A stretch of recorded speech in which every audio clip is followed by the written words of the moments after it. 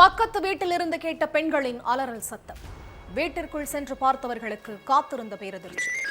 மனைவியையும் தாயையும் கொடூரமாக கொலை செய்து நரமாமிசம் சாப்பிட்டுக் கொண்டிருந்த சைக்கோ. இறந்தவர்களின் உடலில் இருந்து சதைகளை பீத்து ஆங்காங்கே வீசிய பயங்கரம். தாயையும் மனைவியையும் துடிக்க துடிக்க கொன்றது ஏன்? கொலைக்கான பின்னணி என்ன?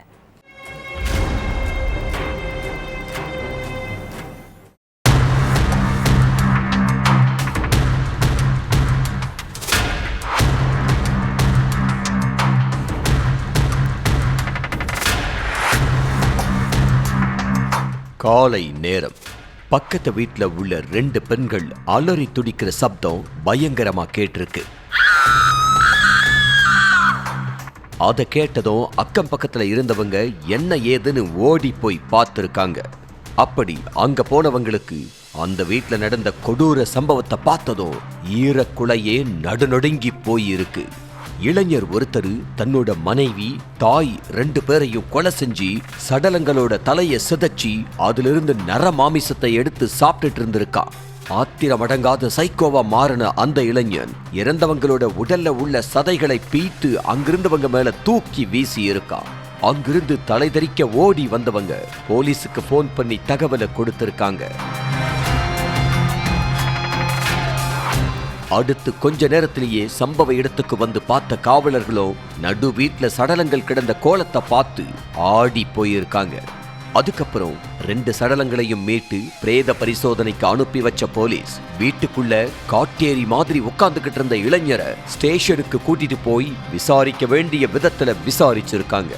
அதுலதான் தாலி கட்டிய மனைவியையும் பெத்த தாயையும் சிக்கந்தர் எதுக்காக கொலை செஞ்சாங்கிறதுக்கான காரணம் தெரிய வந்திருக்கு. உத்தரப்பிரதேச மாநிலம் குஷின் நகர்ல பர்சா அப்படிங்கிற கிராமம் இருக்கு. இங்க உள்ள ஒரு வீட்டுல தான் ரூனா தேவிங்கிற மூதாட்டி தன்னோட மகன் மருமகளோட வாழ்ந்துட்டு வந்திருக்காங்க. மகன் பேரு சிக்கந்தர், மருமகள் பேரு பிரியங்கா. மும்பையில தங்கி வேலை பார்த்துக்கிட்டு இருந்த சிக்கந்தர் 3 மாசத்துக்கு ஒரு முறை தான் சொந்த ஊருக்கு வந்துட்டு போயிட்டு இருந்திருக்கான். ஆனா கடந்த சில வாரங்களுக்கு முன்னாடி ஊருக்கு வந்தவன் மறுபடியும் மும்பைக்கு போகாம இங்கேயே டேரா போட்டு இருக்கான். மதுவுக்கும் கஞ்சாவுக்கும் அடிமையான சிக்கந்தர் தினமும் நைட்டு மது குடிச்சிட்டு தலைக்கேறின மது போதையில மனைவியையும் தாயையும் போட்டு அடிச்சு சித்திரவதை பண்ணிக்கிட்டு இருந்திருக்கான். சிக்கந்தரோட குடிப்பழக்கத்தினாலேயே அவங்க வீட்டுல சந்தோஷங்கிற ஒண்ணு இல்லாமலே போயிருச்சு. சிக்கந்தர் என்னதான் போதையில அடாவடித்தனம் பண்ணிக்கிட்டு இருந்தாலும் பிரியங்கா தன்னோட கணவரோட கொடுமைகளை சகிச்சுக்கிட்டு வாழ்க்கையை நடத்திக்கிட்டு இருந்திருக்காங்க. ஆனா நாளாக நாளாக அவனோட அடாவடித்தனம் எல்லை மீறி போயிருக்கு. சம்பவத்தன்னைக்கு விடிஞ்சு விடியாமலும் மது போதையில வீட்டுக்கு வந்து மனைவி பிரியங்கா கிட்ட தகராறு பண்ணி இருக்கான். தினமும் இப்படி குடிச்சிட்டு வந்தா நம்ம வாழ்க்கை என்ன ஆகும்னு கேட்ட பிரியங்கா சிக்கந்தர் கிட்ட கத்தி இருக்காங்க. அப்போ என்கிட்டயே குரலை ஒசத்தி பேசுறியான்னு கேட்டு மனைவிய சரமாரியா அடிச்சிருக்கான்.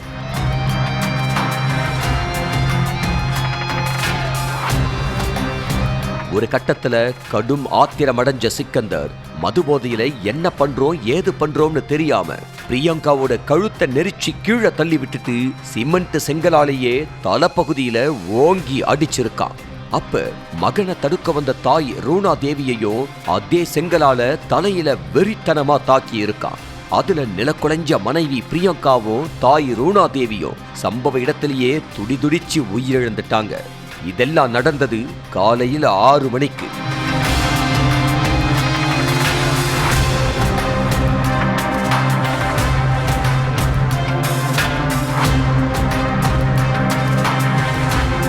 விசாரணையில எல்லா உண்மையும் தெரிஞ்சதுக்கு அப்புறம் போலீஸ் சிக்கந்தரை அரெஸ்ட் பண்ணி ஜெயில்ல அடைச்சிட்டாங்க.